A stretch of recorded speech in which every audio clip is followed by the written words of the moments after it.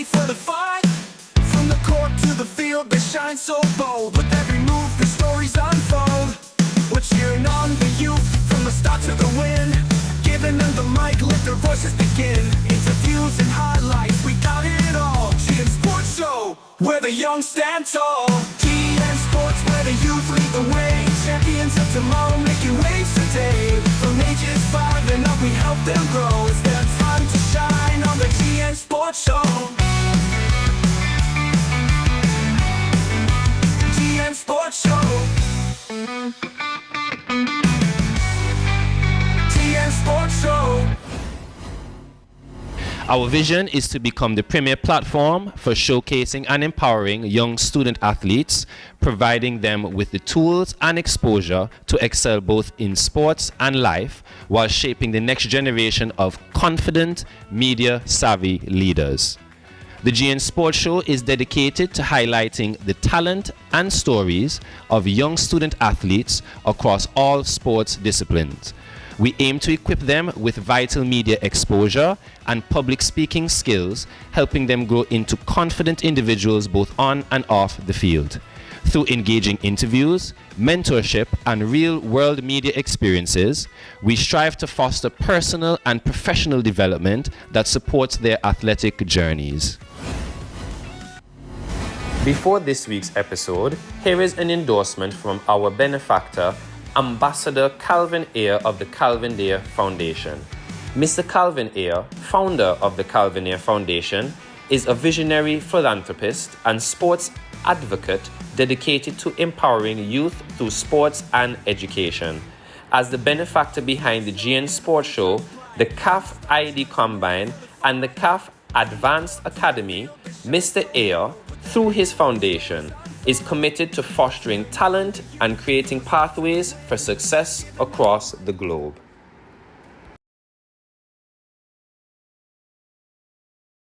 We do a lot of sports type scholarship work and charity work through my foundation, and we also spend a lot of resources on academics. And I think the two go hand in hand. And as much as I think we do a lot for our size of our organization in Antigua, there's never such a thing as too much support for those two areas. So I would welcome anybody else in Antigua that's watching this to join with us and get a hold of us and see if you can contribute in any way.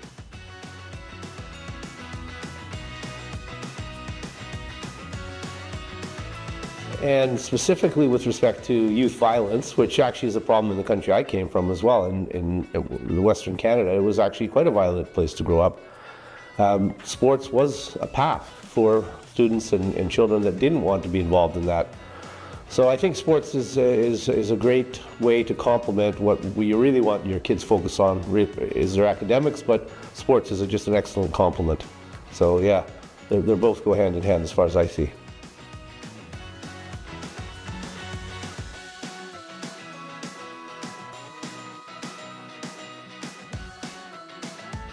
I'm a big fan of sports. I've been doing sports my whole life. I still do sports. I was actually out wakeboarding just yesterday here in beautiful Antigua. I think sports are a great place for young people to burn energy. I think you learn a lot through sports, and it's life skills. It's something that you can take with you through your whole life. So I'm a big fan of the program that they have. One of their programs they've got, the scholarship program in particular, I'm attracted to, because it gives children from disadvantaged families paths to reach their sporting goals. But more than that, the show that I've more recently learned about that they're doing, and some of the other programs, I think are very interesting from an aspirational perspective. I often use myself as examples when I'm asked about things, so I'll jump in here again. I was a huge fan of playing hockey when I was young.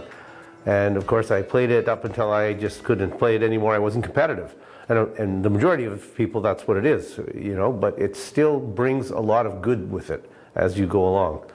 So yeah, I'm a big fan of what they're doing. GN Sports Show. And welcome, guys. Welcome back to another episode of GN Sports Show.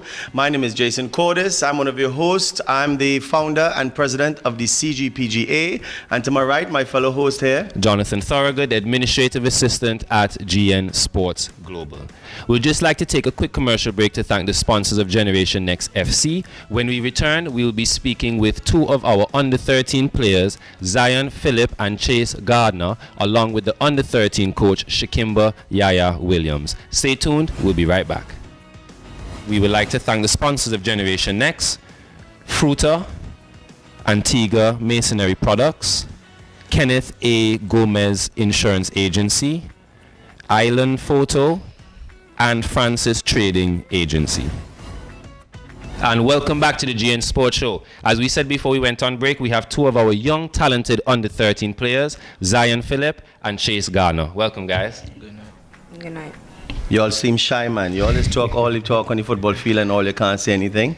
So let me ask you guys, you all are here under 13 players, right? You all stepping up into the big leagues. What made you get involved with football, Chase? I started playing from an early age because of my brother, and I found football really fun, and I kept playing up to my age now. And what about you, Zion? I started off because my grandpa, he really encouraged me to play because I always seen him watching and kicking the ball. Yeah. And it really made me wanted to play. Nice. So, Chase, let me ask you something. What do you see yourself doing in the future? Do you want to be a professional? Is your goal to be a professional footballer, or do you want to do something else career-wise?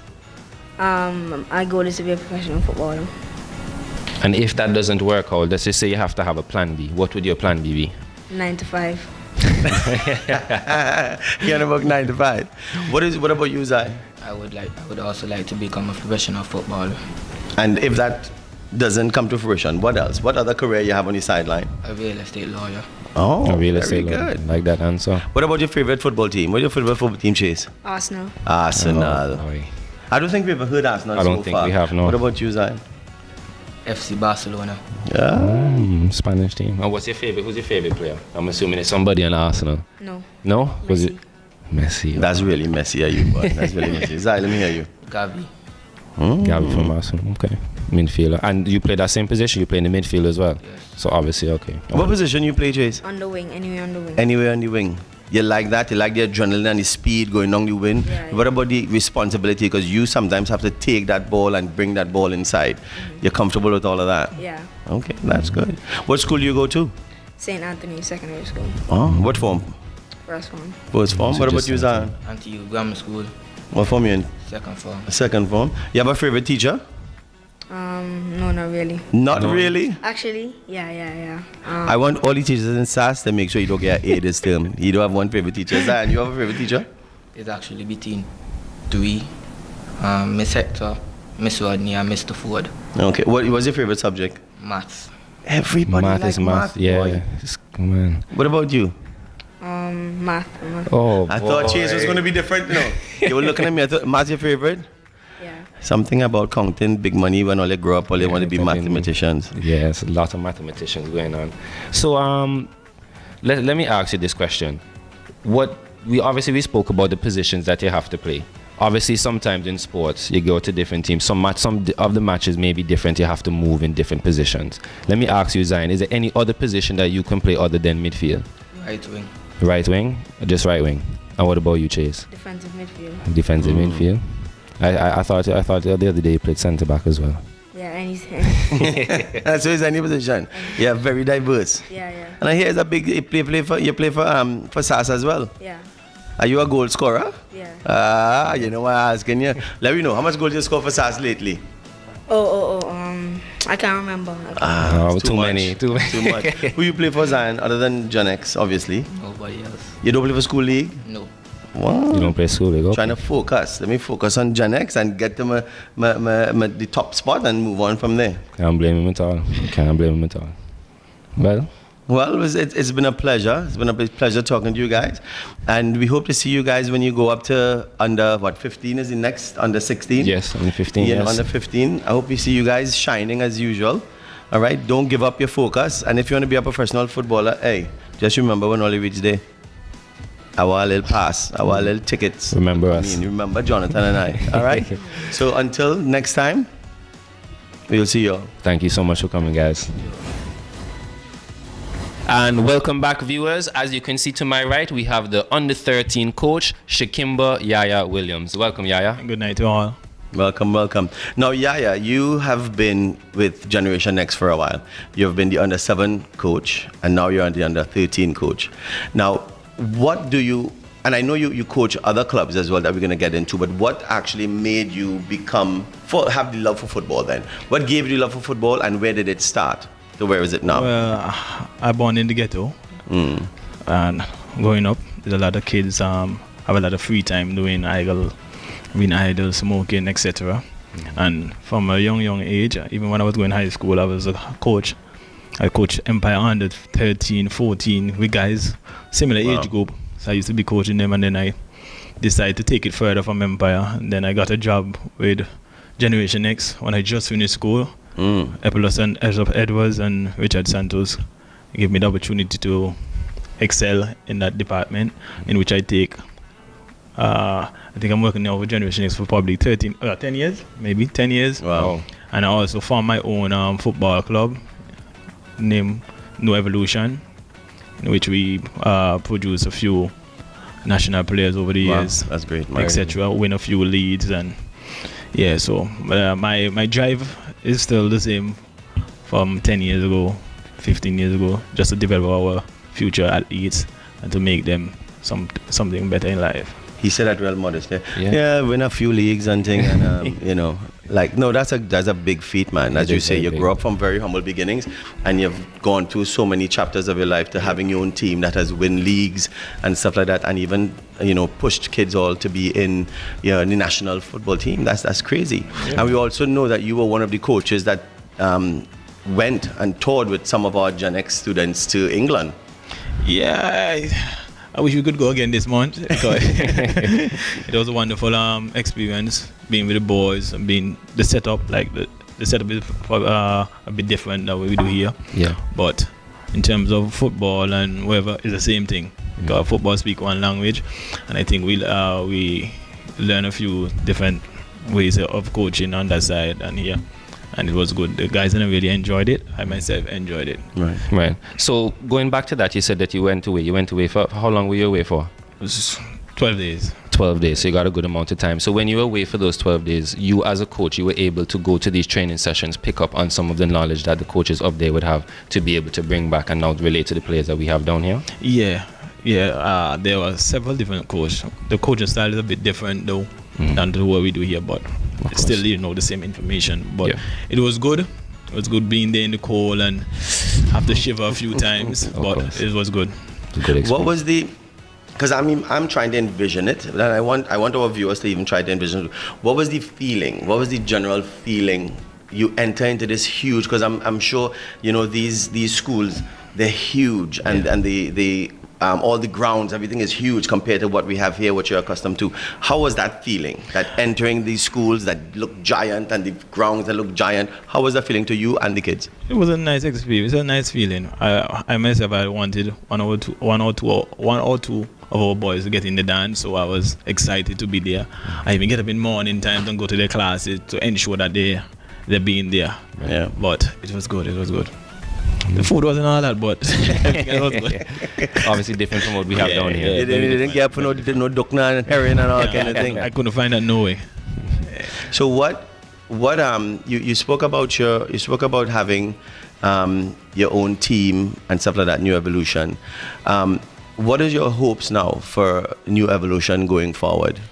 Like I say, it's just to get the players out, get them an opportunity to play professionally. If not, try to get one and two of them into a school or something. It's a one-man thing. It's me alone doing it.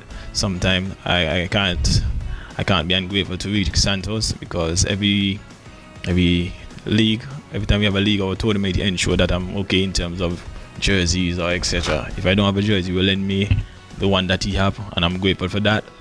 But going forward, I would like to get my players out for exposure, etc. What area is New Generation in? Was the geographic location that they come from? We train at Radio Range. At Radio Range? Yeah, so I would just say in that area, Radio Range area. So guys, let me tell you all something. All the Antiguans and even non-Antiguans, we have New Evolution who's training out of Radio Range. They win championships and stuff like that. They are doing really great. It's a great cause getting kids from the hood to grow. And if you guys have anything you want to donate, anything you want to sponsor to help this team and the players go forward, get in contact with us, get in contact with Coach Ayre, and let's do something for the kids. Yes. That's great. All right. So now going off of just before we finish up, we spoke a little bit about your coaching career. Are you still a player? Do you still play football yourself? Yeah, probably the best player in the world right now. The best player? Lord.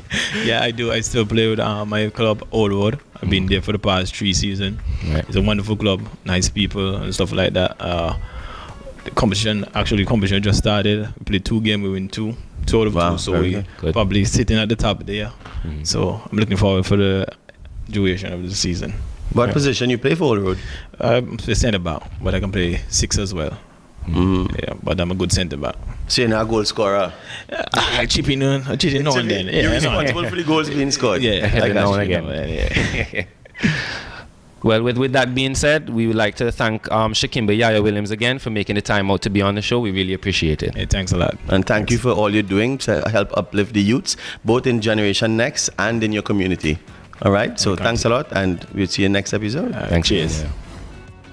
We'd like to take a quick break where we would like to thank the sponsors of the Gomez Netherlands Insurance Youth Football League, Kenneth A. Gomez Insurance Agency, Netherlands Insurance, Nestle's Milo, and A.S. Bryden and Sons.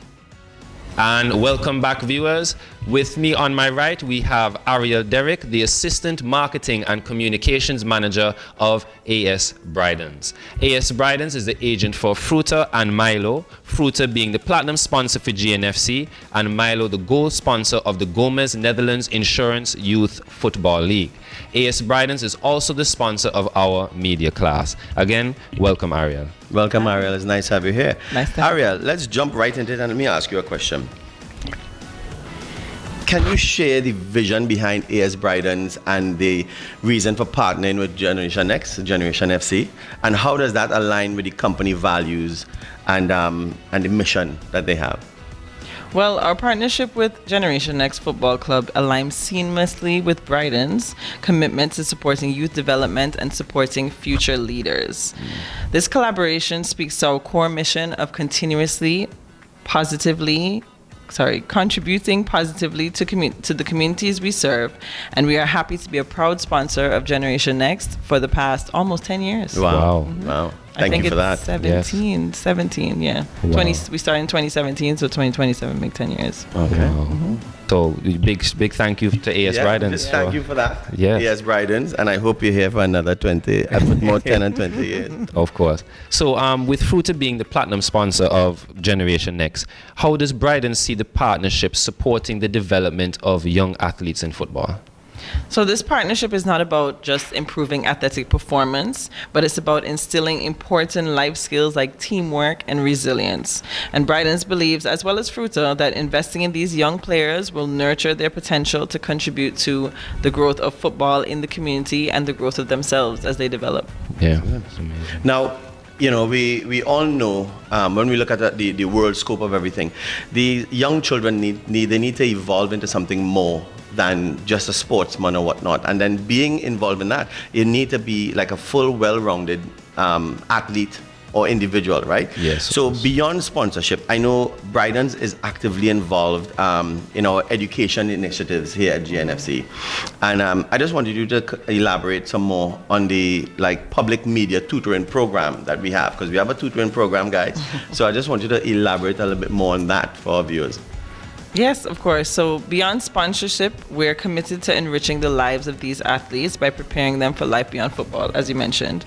So the public media tutoring program was designed to develop their communication skills, helping them to articulate their experiences, their goals, their challenges in a professional setting so that they can be prepared for interviews like this. Yep. Yes. Just had the kids on earlier. Yep. They were good, but after the media tutoring, we'll see more confidence maybe with them on the screen. So this program also teaches them to confidently engage with the public, and the media, fostering skills they can have throughout their lives as they move on as players or as real estate agents. So we're also very pleased to have Miss Nicola Barreto, who ever so graciously came on, very excited to help out with this. And she has a strong connection to Bridens through her son, Ricardo Drew. That's his soul. He was a Carib brand ambassador for us for years, so she was happy to come along with us. And she brings invaluable expertise and passion to our efforts, and we're thrilled to be working with her for this project.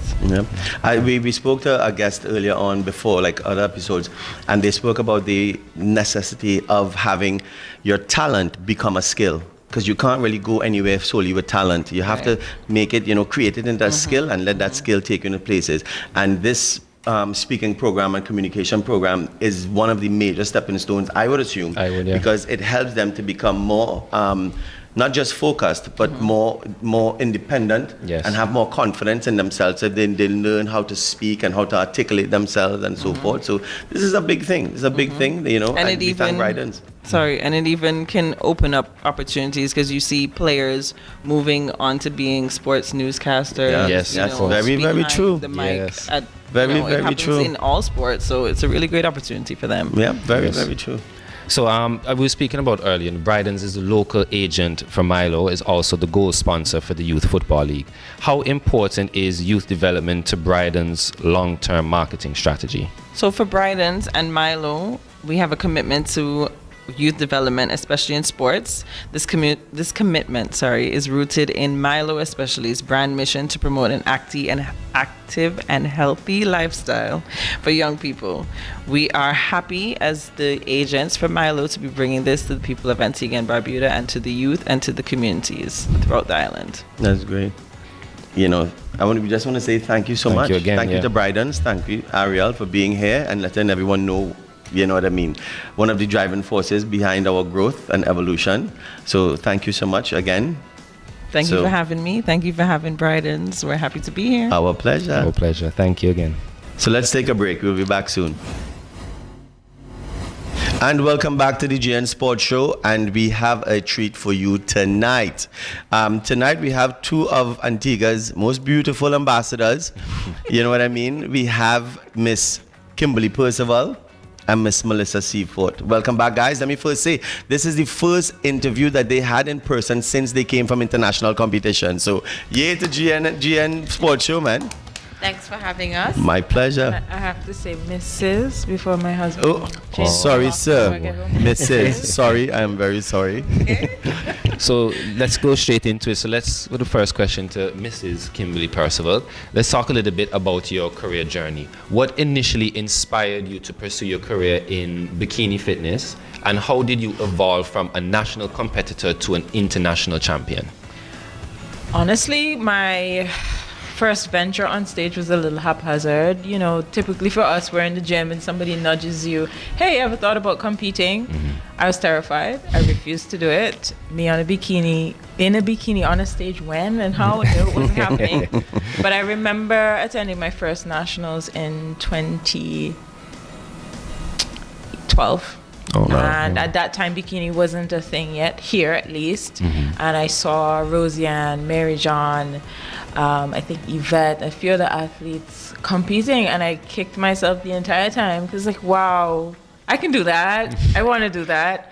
And I competed in the Torturous Classic the December following that event in August, and competed every consecutive year since then. I mean, it was not planned.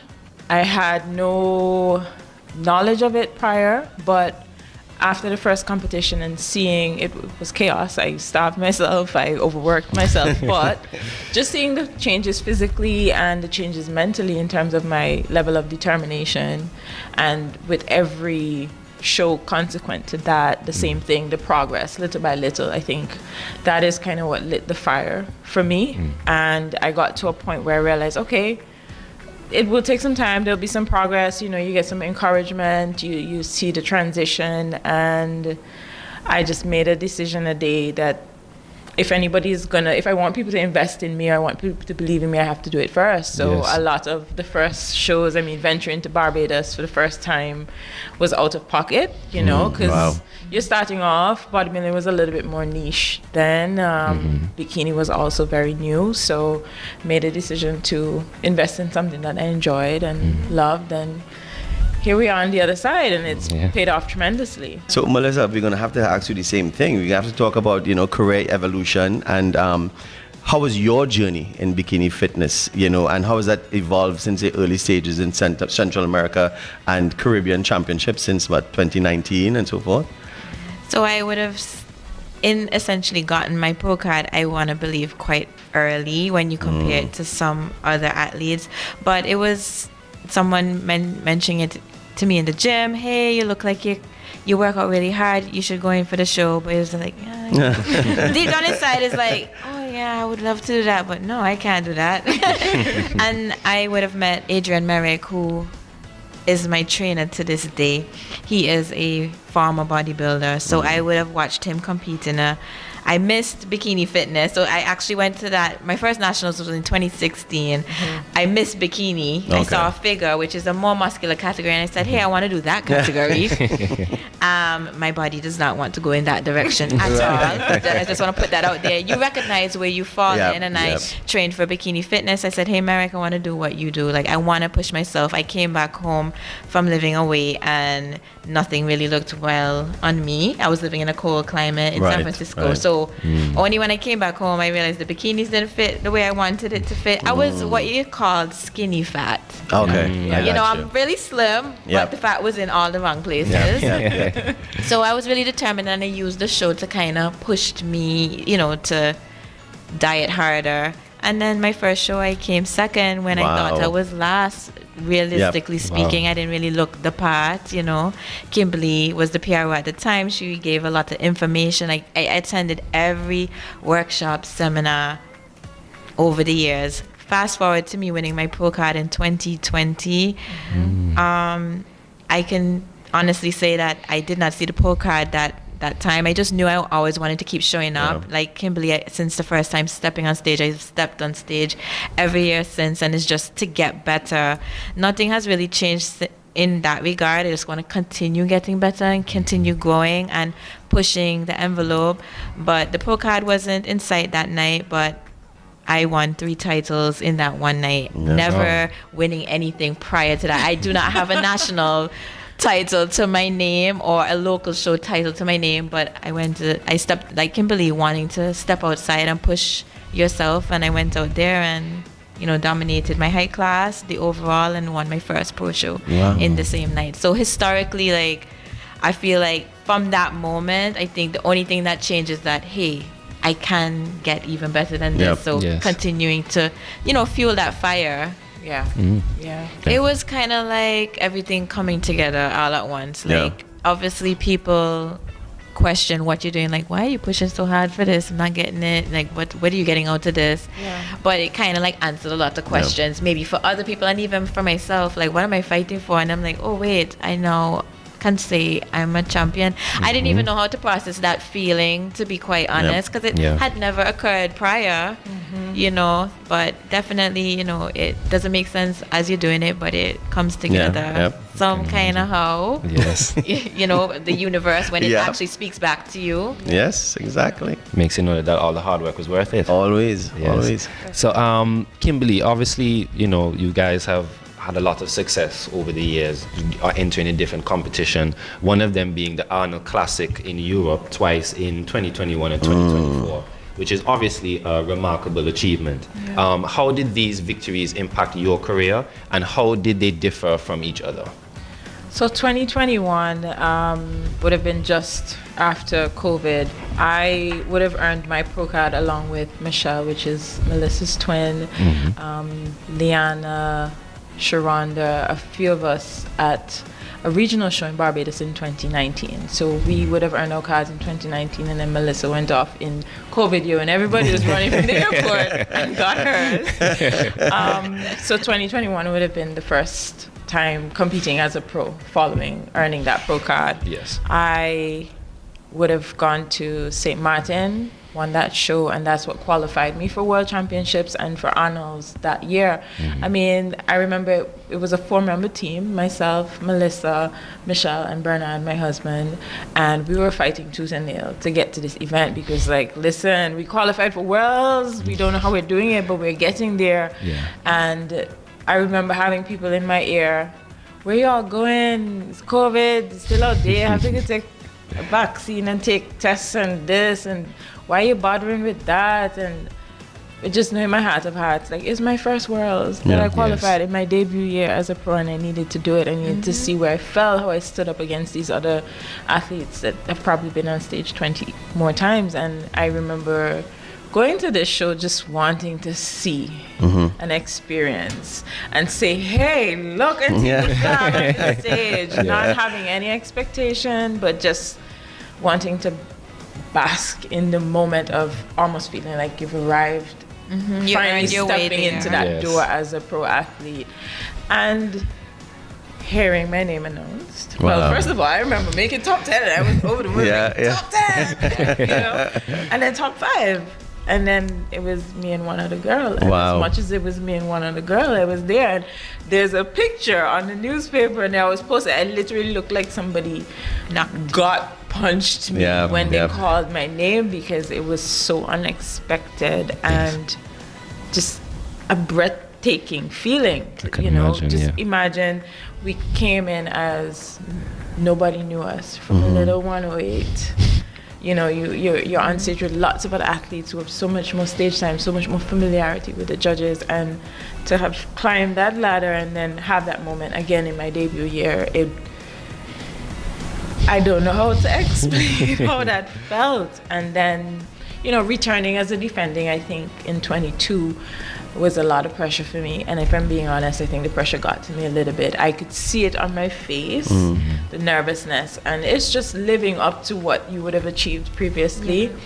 23 was a little bit better, improved, still figuring things out. And then 24, you know, 2 years later, having battled for that first and second spot, and again, that is no easy feat. So coming back with new faces, new athletes, new girls, everybody's working hard, everybody's improving, and still walking away with second. Coming back in 23, I remember somebody did an interview and they said, do you think you'll ever get back on top?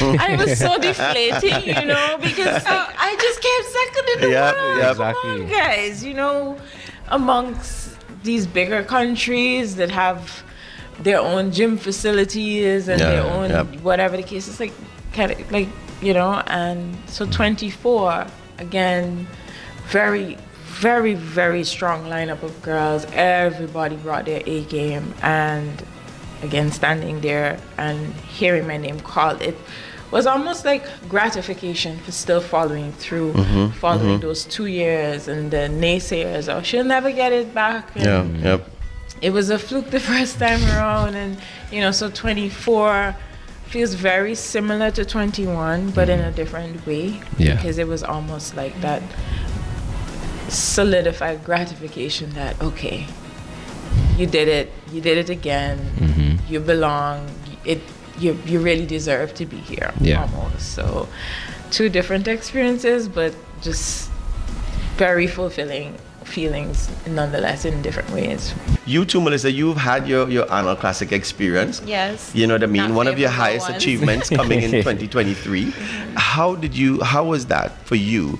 You know, coming from being in the, you know, before the last 10 to being third. You know, that's miraculous. Honestly, my journey has been slow, and maybe some might think painstaking, but I would not have wanted it any other way. I've slowly crept up the ladder by not wanting to reinvent the wheel any year, just try to get a little bit better. It was always me getting a little bit better. So for my first 2 times, I was outside the top 10.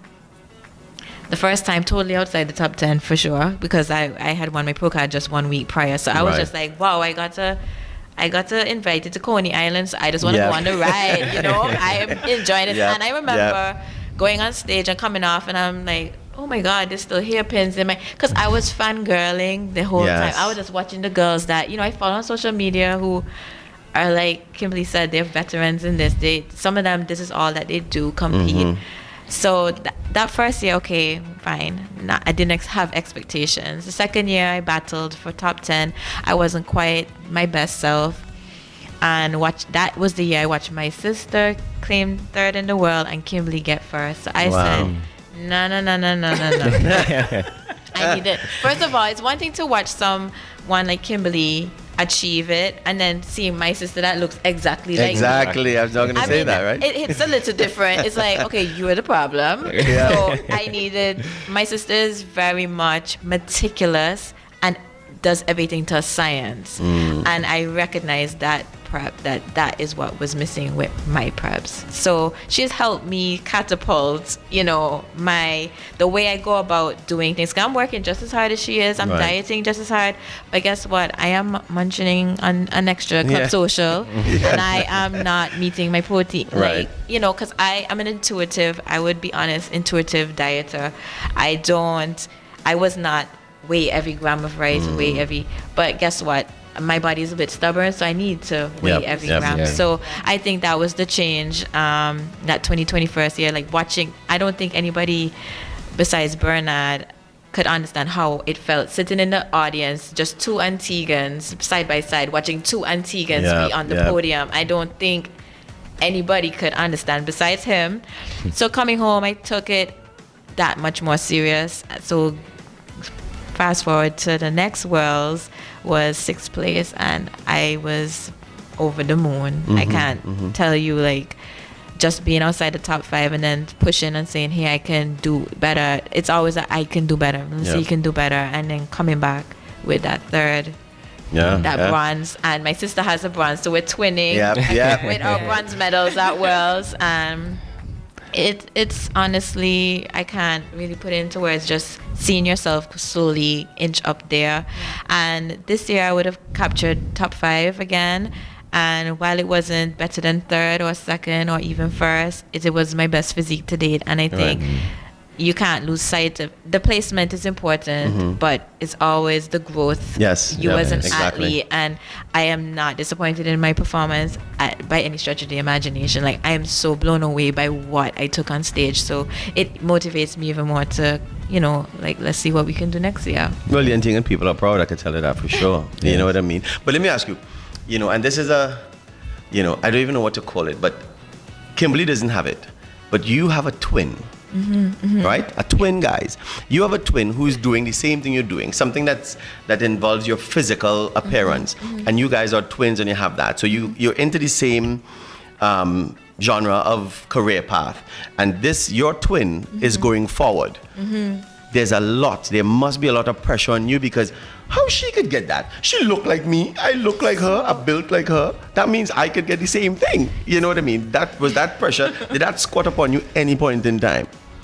No, I don't think so, because I guess we are different, and I guess it comes from our upbringing, from our parents. It's just like, be happy for your family, and me and my sister are very close. So watching her, she by the way, I started bodybuilding before my twin sister. She earned her pro card before me. Wow. Remember, Kimberly said she earned it in 2019. Yes. And you had it in 2020. She beat me then. My sister has a Cinderella story. Her second time on stage, she won her pro card. Wow. Nobody has done that, I don't think. And I think that's a testament to everybody's journey. It's different. It's different. It's different. Yeah. Let me tell you, she blew, not only me, she blew everyone away. It's not just me, her sister. And I live with her, so I watched the extra diligence she plays. So when I tell you, alarm go off, I'm hitting snooze, and she's out the bed. And honestly, I have to thank her for my success. I've gone on and been even more successful because I compete a lot more than her. But I have to thank her, watching her. She gave me the cheat sheet. Yeah, wow. Yeah.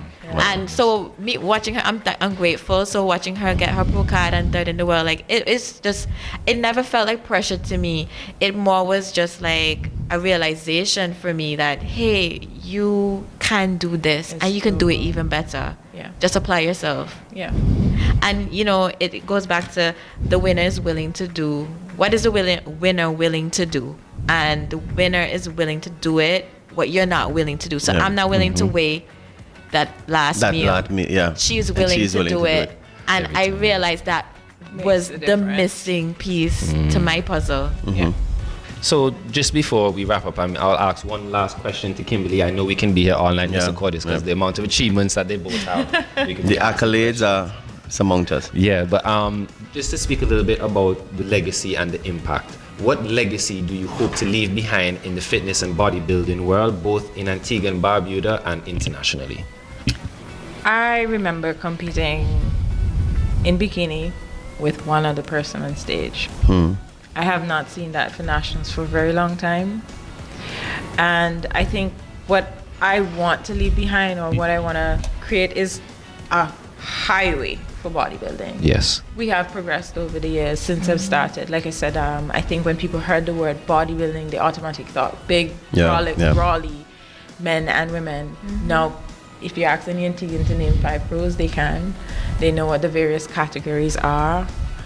Same thing with corporate sponsorship. So what I'm hoping for with all the giving of myself time and effort and diligence of putting yourself out there and is to pave a way where bodybuilding can be elevated to a more first tier sport.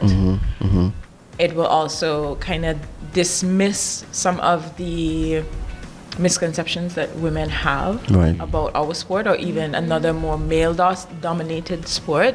Just goes to show that you can come in as a female in one of those sports and make an impact and create a space for other females as well.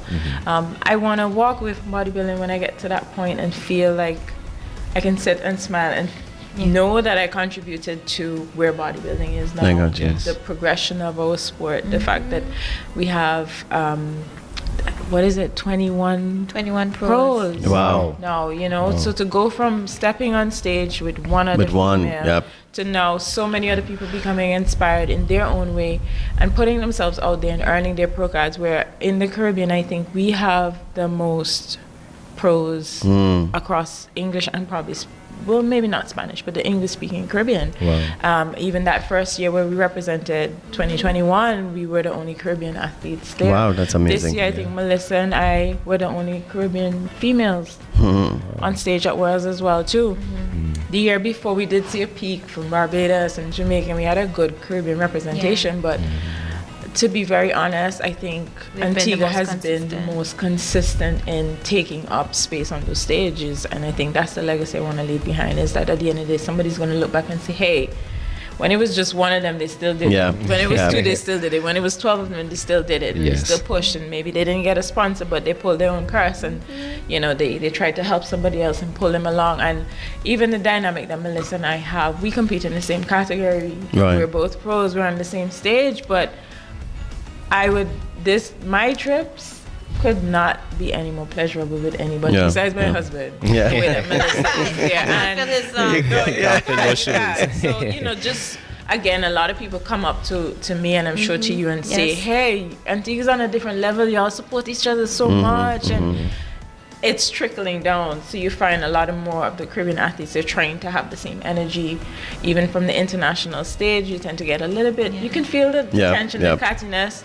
We tend to break the ice, so from different perspectives, paving that way locally, and also just showing what good sportsmanship is, supporting another athlete, and she can succeed, I can succeed, and it doesn't take anything away from either of us. Just all around having a positive impact on the sport and on what it is to be a sports person, sportswoman, sportsman. Well, if we all build, it's harder to break. Exactly. If we don't build, if we build together, we're not going to break. Melissa, same question to you. Your legacy. We want to know what your legacy would be. I guess perseverance, being resilient, not just overcoming the naysayers around you, but the naysayer that lives inside you. Because most definitely. I can tell you, I really do get down on myself sometimes. When you don't see it coming together, you sit down and say, I'm not built for this. I can't do this. But, really having that support system around you, how important it is to surround yourself with the right people. not just to help you, for you to exchange and also help them is so important, because it's the friends, it's your family sometimes. Yes. Because I can't tell you how many times people ask me, like, okay, well, what's the end goal here? Like, why are you doing this? Isn't it a lot of money? So people put their fears and concerns on you a lot, and it can be almost heavy at times. Or it would be like, why are you going to a show with Kimberly? It's like just a question like that, you know? My legacy would be to just do it from your heart, do it from the right place, and be your own person in it, and persevere. Do not give up. Because had I given up on my first 2 world attempts, I wouldn't have the titles I have today. Exactly. If I let COVID, I mean, I'm a daredevil a little bit. Maybe the COVID one isn't a good, but if I had let that year they canceled nationals, and I remember I was absolutely heartbroken. I said, why did they cancel nationals? We can still have and I'm a pusher, so I'm like, okay, well, I'm gonna still try and get my pro card. Well, it wasn't even that. I'm still gonna try and compete, because pro card really at CSC is kind of unreachable. But I want to go and try and at least try and win my height class. The year prior, I think I came 3rd. So pedaling back to the legacy, just be resilient and believe in yourself. I can't. And put the people around you who's going to help you execute that. Well, let me just ask you one thing before we wrap up quickly. Look to that camera and tell the young ladies coming up in life, motivate them in a one sentence, couple words, motivate them. Oh, wow. Wow, I'm being put on the spot, but ladies, first and foremost, focus on building yourself. There's nothing that's getting away in the world. Friends are always going to be there. The boys are always going to be there. Social media isn't going anywhere. Put the phone down, get a pen and a paper, write those goals down, like what really makes you happy, what you want to represent, how you want to be remembered, things you love to do, and go after those things, and go after it with passion. Kimberly, stage is yours. I think very similar to Melissa, and I think it's a big component to being an athlete, is holding yourself accountable. You kind of need to find a balance between holding yourself accountable and still internally motivating yourself. Whatever it is that you know in your heart of hearts brings you joy, you really enjoy it, challenges you despite what other people's opinions are. It may not be a sport, it may be cooking, it may be some other endeavor or pursuit. Lean into it wholeheartedly. Sometimes you just have to trust your gut, trust yourself, and give it your all. And I promise at the end of it, when you take a step back, and it's the perspective, sometimes you don't see, and especially with bodybuilding, you don't see your progress because we obsess over the small things. Once you lean into it, take a step back and consider the wider scale perspective, and you would be surprised to see how much progress you've made, how far you've come.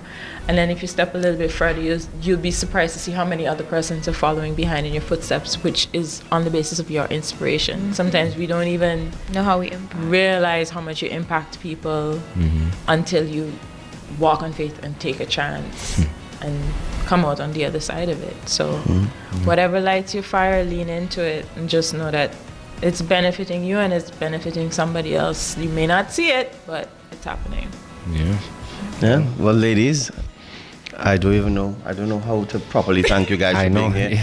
No, you guys you've really elaborated on a lot of stuff, and I like the fact that, because we need to get our young ladies and we need to get our women that are more aggressive towards something that they're passionate about and going after. And it's not only to the women and to the men, but we need to understand, as you mentioned before, it's just not yet. I love that. It's just not yet. So let's fight for what we believe, because it's put into our lives for a reason. Whatever we dream about, it's already there for us. We just have to go and get it. We don't have it yet. So until next time, just remember, like, subscribe, as again, anything that you think you want us to talk about, anybody you think we want us to interview, any questions, anything you want to do, please jump on our YouTube channel, like, subscribe, and we will see you next episode.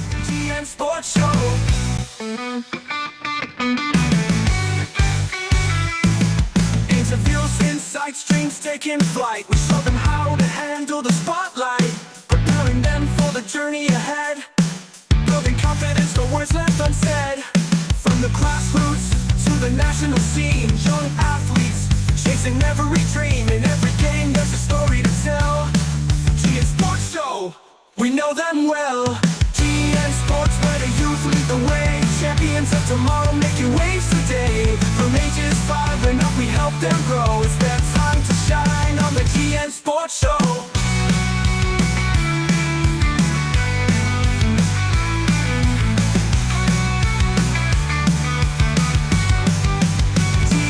Show interviews where the youth lead the way. Champions of tomorrow making waves today. From ages 5 and up we help them grow. It's their time to shine on the GN Sports Show.